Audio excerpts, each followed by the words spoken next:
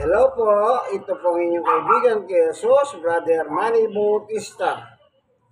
Nandito po tayo sa, anong pangalan to? BLRD. BL? RD. RD. Ano yan? Bitas. Bitas low rise. Low rise. Dito sa Barangay 99. Yun.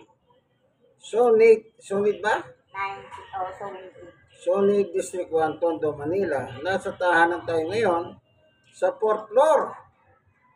Building, ano to? 405. Anong building to? 405. Anong Building 405. 405. 4th floor. 4th floor building 405. Ayun, building 405 sa may 4th floor. Meron po akong kasama dito, baka akala nyo wala. Sa likod ko, may mga kabatahan, bata. Yan, yan, ang maganda. Praise the Lord. Tingnan nyo po siyang maigi. Hindi po ba maganda siya? Maganda. Wala namang nilikha ang Diyos na pangit eh. Yan. Ngayon, dito po sa kabila, may mga bata rito. Nakakapakinig din po sila kahit pa ano? Ayan. Gamit ko po ngayong Biblia, yung Poimen. Ang Biblia ng mga pastor. Na yung mga pastor po ito, 13 silang pastor, iba't ibang denomination o iba-ibang simbahan. Diba? Dito sila. Na sila'y nagtitiwala sa Biblia ito. Kaya siya po ating gagamitin. Yan. No?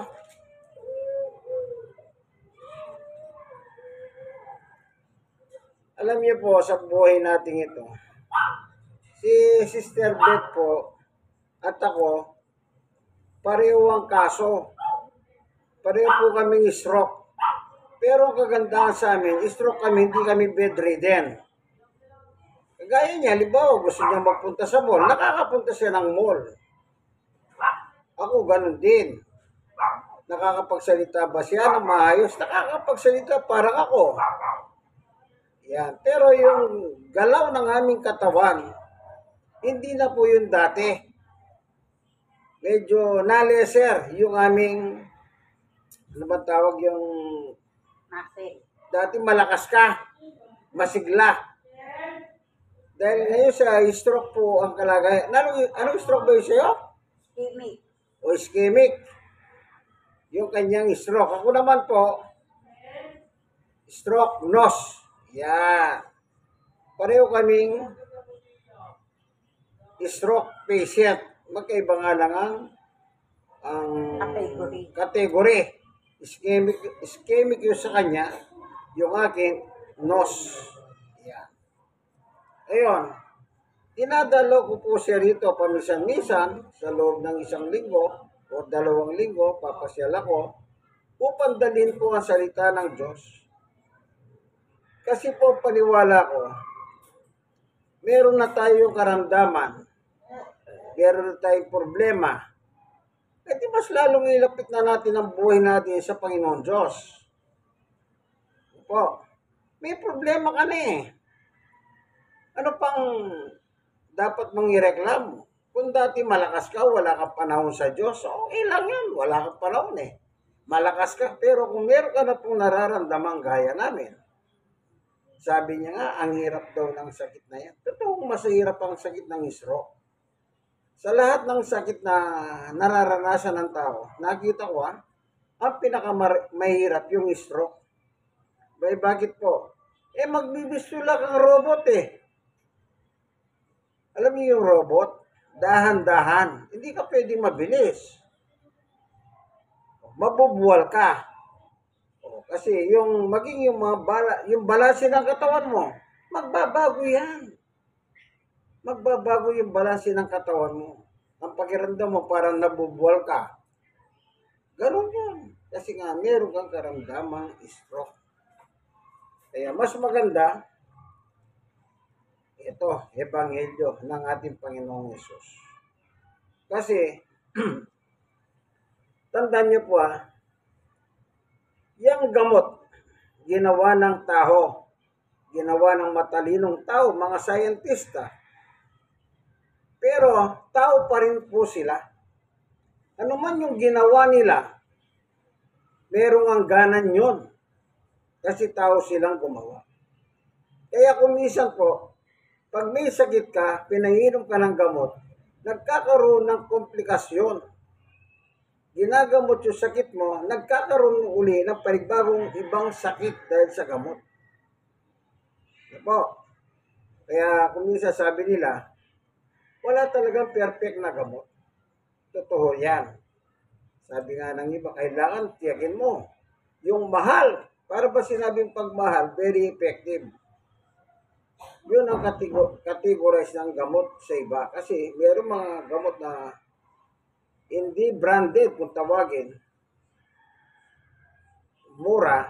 Kaya sabi nila, ay hindi ka gagaling dyan.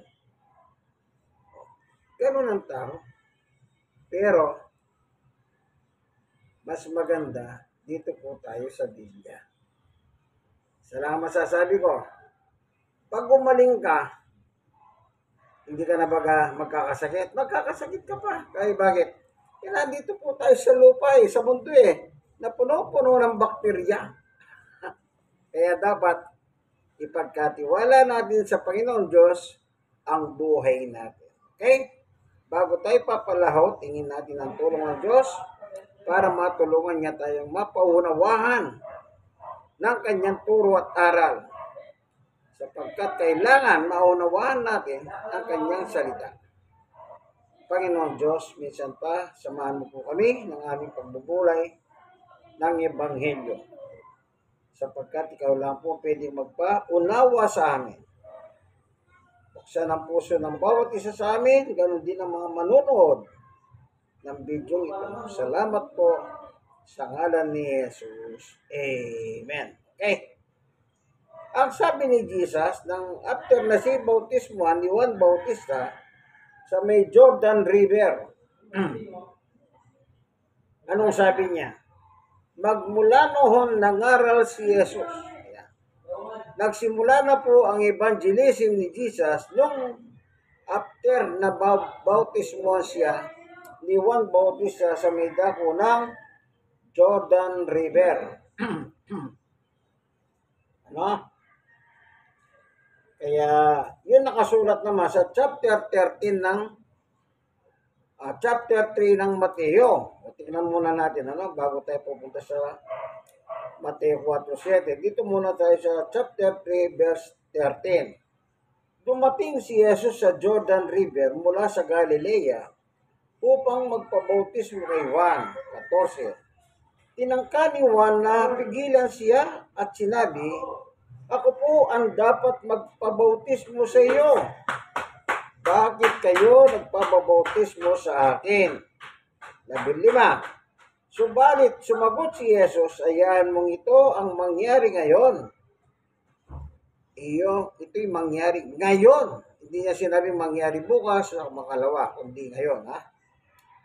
Sapagkat ito ang nararapat nating gawin upang matupad ang kalooban ng Diyos. Yung pagbabautismo pala ni Jesus kay Juan, ay kalooban ng Diyos.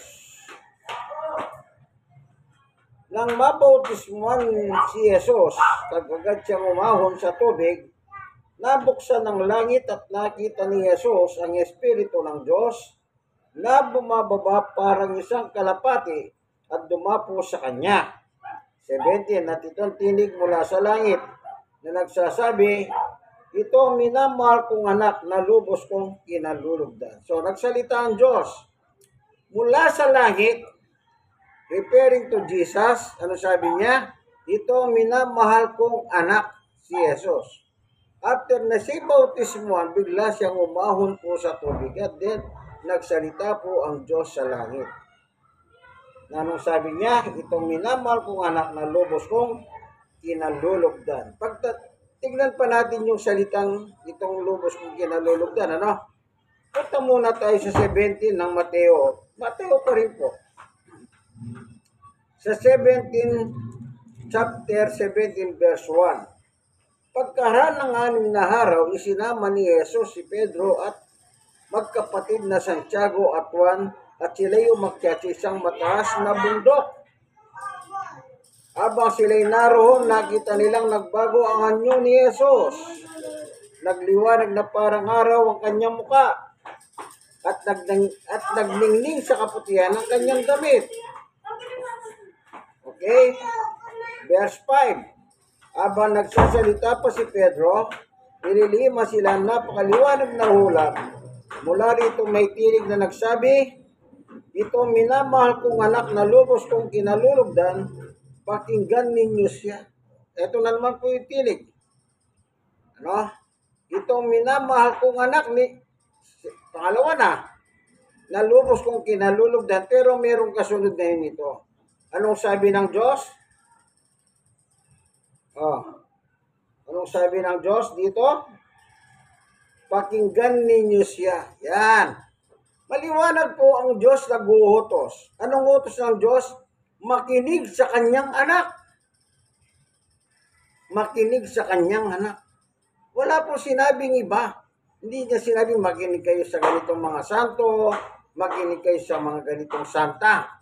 Kundi mismo, sabi niya, sa kanya kayo makinig. Sa kanino? Sa aking anak. Sino po yung anak ng Diyos sa Biblia? Walang iba kundi ang ating Panginoong Jesucristo. Ano po? Ngayon, ang sabi dito ni Jesus ay sa 11:28, lumapit kayo sa akin, kayong lahat na nahihirapan at lubang nabibigatan sa inyong mga pasanin at kayo bibigyan ko ng kapahingayan. 29. Pasanin ninyo ang aking pamatok at matuto kayo sa akin. Yun ang salita ni Jesus. Kanino tayo dapat matuto? Sa Kanya. Anong matututunan natin kay Jesus? Walang iba po, kundi yung salita ng Diyos na Kanyang ipinangangaral. Anong sabi ng Diyos? Makinig kayo sa aking anak. Anong sabi naman ng anak? Matuto kayo sa akin. Ito salita ni Jesus. Nung siya po nagsimula ng mangaral, tingnan natin yung kanyang sulat dito sa 1:12:49. Ito, anong nakalagay naman? Sapagkat hindi ako nagsasalita ng mula sa sarili ko lamang, sabi ni Jesus, ang Ama na nagsugo sa akin ang siyang nagutos kung ano ang aking sasabihin at ipapahayag ko. Yun ang pakinggan natin. Yung kanyang salita, yung kanyang aral, yung kanyang ipapahayag. Bakit? Lahat ng yan ay galing sa Diyos, sabi ni Jesus. Ngayon, pag nakinig ka naman kay Jesus at tinanggap mo yung aral niya, yung pagtuturo niya, verse 50, at alam kong ang kanyang utos ay nagbibigay buhay na walang hanggan. Kaya't ang pinasasabi ng Ama ang siya kong ipinapahayag ko.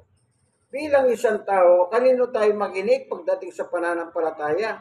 Kay Jesus.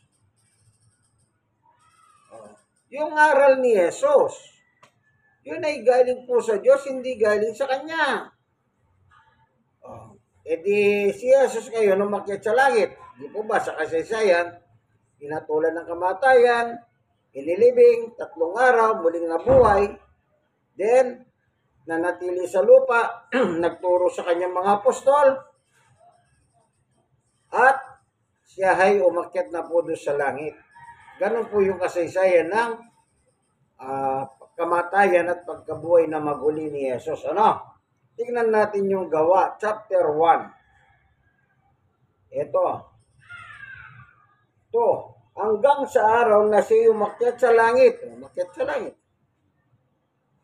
Bago siya umakyat sa pamamagitan ng kapangyarihan ng Espiritu Santo, ay nagiwan siya ng bilin sa kanyang mga apostol na kanyang inirang. Yun. Siyempre, si Jesus naman, nagbilin. Kanino? Sa mga apostol. Kaya, sa loob ng 40 days dito sa lupa, na natili siya, tinuruan po sila. tinuruan nila, ni Jesus sila, mga apostol, upang ipagpatuloy ang kanyang ministeryo. Ang anong ministeryo niya? Ang pagliligtas ng Diyos, ang pagpapagaling ng Diyos sa lahat ng karamdaman at mga problema. Kaya yung 11:28, sabi niya, lumapit kayo sa akin, kayong mga may problema, kayo may sakit. Oh, gagawin kong magahan, sabi niya. Alam niyo po, sa dami ko na po nakakausap sa mga may sakit, especially mga stroke patient, ano? Anong sabi nila? Ang hirap. Totoo pong mahirap pagka nagkaroon ka ng stroke na sakit. Oh. Kaya tuloy, may mga taong na-stroke, ang sinasabi nila, pinaparusahan kami ng Diyos. Pati Diyos, dinadamay pa.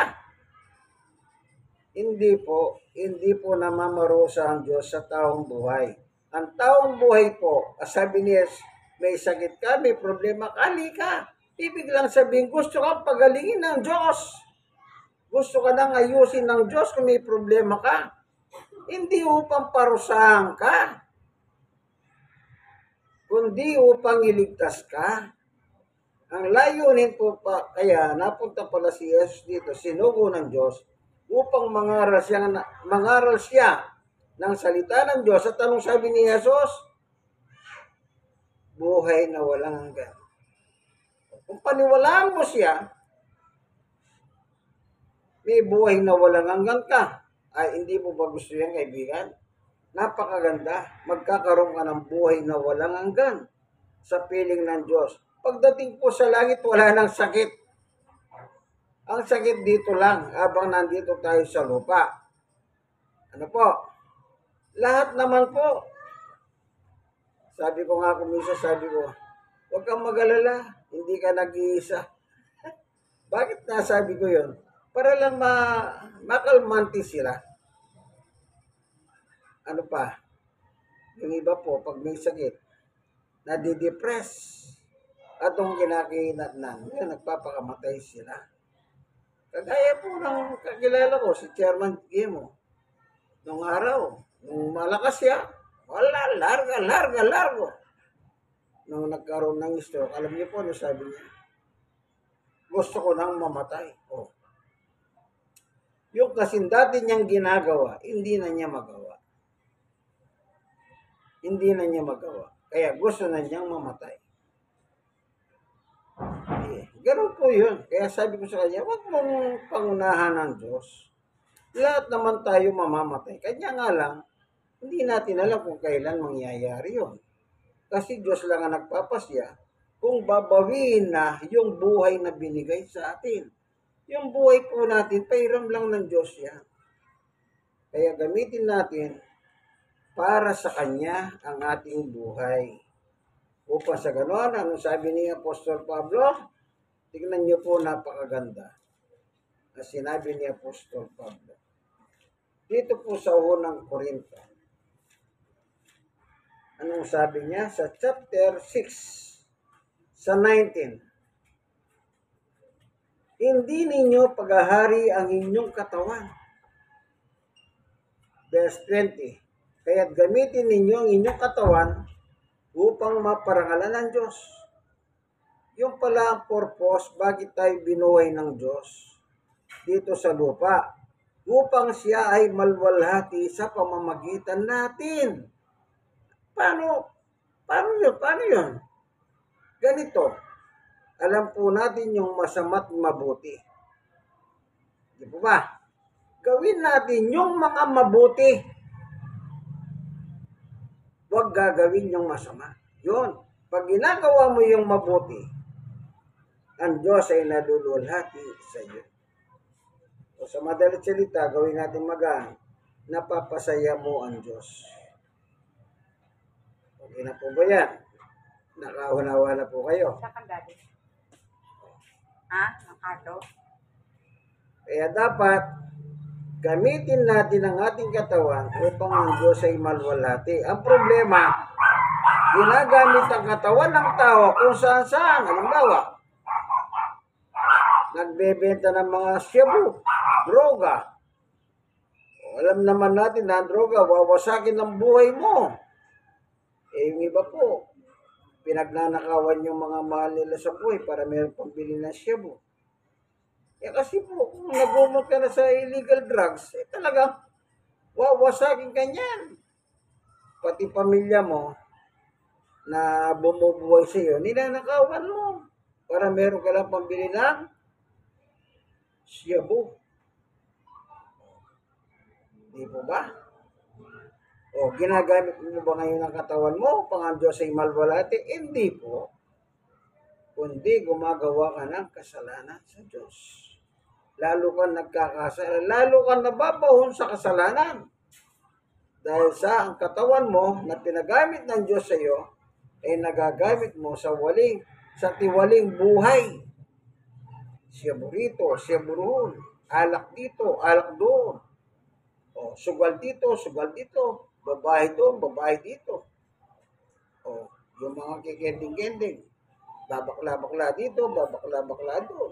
Totomboy-tomboy dito, totomboy-tomboy dito. Ganun. Lahat yun. O, wala pong kalwalatian ng Diyos.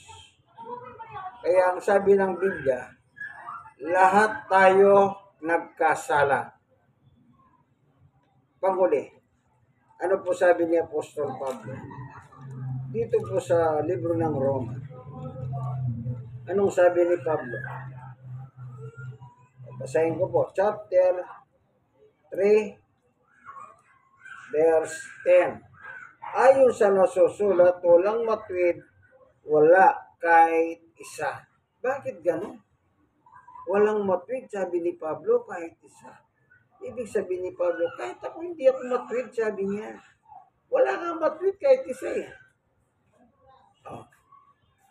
Bakit? Anong rason? Bakit yun nakita ni Pablo? Ito, sa verse 18. Hindi sila marunong matakot sa Diyos. Yun. Wala silang takot sa Diyos. Kasi kung meron kang takot sa Diyos, hindi ka lalabag sa gusto ng Diyos. Dahil sa wala silang takot sa Diyos, yan. Kaya yung kasalanan ng pinag-aharian ng kanilang buhay. Simple lang yun ha, siya lang ang ginamit ko ron. Pero marami pa pong iba't ibang mga gawa na ginagawa ng tao na hindi po nakalulugod sa Diyos. Amen po ba? Amen, siyempre. Kaya yan. Kaya sabi ni Jesus, nung magsimula na siyang mangaral, ito, punta na natin si Jesus. After ng baptism niya sa Jordan River ni Juan Bautista, anong sabi ni Jesus? 4:17 ng Mateo. Magmula noon, nangaral si Jesus. Itinuro niya magsisi kayo at talikuran ng inyong mga kasalanan sapagkat malapit na dumating ang kaharian ng langit. Anong sabi niya? Repent, magsisi at talikuran ang iyong kasalanan. Upang sa ganon, pag-aharian po tayo ng Diyos. Yun ang may importante. Yung magkaroon tayo ng buhay na walang hanggan. Yang sakit ka, kung nga sabi ko nga po sa inyo, okay? Merong mga, sa ngayon yung isang magaling na doktor sa Pilipinas, si Dr. Willie Hong. Isipin nyo, nagpunta pa ng abroad yun para magpagamot. Doktor yun, pero hindi niya po ninais magpagamot dito. Nagpunta po sa Singapore at nagpagamot. Ngayon, hindi lang namin alam, hindi ko lang din alam, wala akong nababasang balita kung ano nang nangyari sa kanya. Nung araw, sabi niya, lumiliit daw yung bukol. Bukol. Hindi raw maupira, gawa ng malaki, baka makatama ng mga ugat, kailangan paliitin muna. Pero ngayon, walang balita sa kanya. Hindi po namin alam kung pag wala kang nababalitaan, wala kang halap kahit anong isa nangyari. Pero noon, nung nakakapagsalita pa siya, nakakapag-vlog pa siya, lumilihit na. After that, wala na. Wala na mapakinggan. Ibig sabihin lang po, wala pong kasiguraduhan. Ano man ang estado ng ospital, nasa Diyos pa rin ang lahat ng bagay. Kaya sabi niya, hali kayo. May problema, hali kayo. So, anong gagawin natin? Eh, di lumapit tayo. Siya na nga nag-aanyaya, lumapit kayo, sabi niya, eh, hindi tayo lalapit. Eh, yung dahilan, nahiya tayo. Kasi nung una, hindi ayaw natin sumunod sa kanya. Wag, mabait po ang Diyos. Mapagmahal ang Diyos. Mahal na mahal niya tayo kahit na mga walang yan tao tayo. O, tandaan niyo yan. Eh, bago sinabing mahal tayo, isipin mo, masama kang taon, nilalagak mo ngangin, walang bayad, eh, libre eh. Yung saan galing yan, eh, di sa Diyos. Isang simpleng bagay lang yan. Libreng angin. Bigay ng Diyos. Amen. Kaya dapat po, hanggat nabubuhay tayo, mas mabuting isuko na natin ang ating buhay kay Jesus. Kasi darating ang panahon, lilipas po tayo, kagaya ng halaman. Ang sabi ni San Pedro, ang tao itinulad sa damo na namumulaklak. Ito yung mga tagumpay ng tao. Then later on, ano sabi niya? Nalalanta at sinusunog din niya, pinanggagato. Totoo yun. Kaya suko na po natin ang buhay kay Jesus. Siya po pwedeng makatulong sa atin. Maraming salamat po, Panginoon Diyos, sa iyong salita, sa iyong pagtuturo sa amin, na kaming mga tao, ay mas lalo kami magtiwala sa iyo. Dahil meron po kaming ganitong sitwasyon o kalagayan. Salamat po. I-bless mo po ang bawat isa. Pagpalain mo ang video ito na mapapanood at mapapakinggan. Isa lang po ang kailangan, Panginoon Diyos, ang iyong tulong. Salamat po sa ngalan ni Jesus. Amen. Kayo pong mga nanonood ng video ito, mag-like naman kayo. Kung ayaw nyo mag-like, okay lang. Mag-subscribe kayo. Pag ayaw, wag, okay lang. Mag-share kayo. Kung ayaw nyo mag-share, okay lang. Wala pong problema. Di mas maganda, mag-like na kayo, mag-share kayo, at mag-subscribe pa kayo. Bakit? Salita ng Diyos po ang ating pinapaksa. Hindi po salitang kutsero. Hindi salitang marites. Po, salita ng Panginoon. Ayos ha? Amen. Ang Biblia ng mga pastor.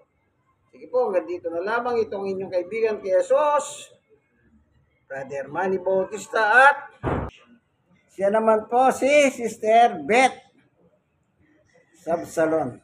Ano po? Senior ka na ba, Sister Beth? Pero maganda pa siya, di ba? Ibig sabihin, magandang lahi nila. Okay. Wala pong ginawang pangit na Diyos, ha? Kung makakala nyo.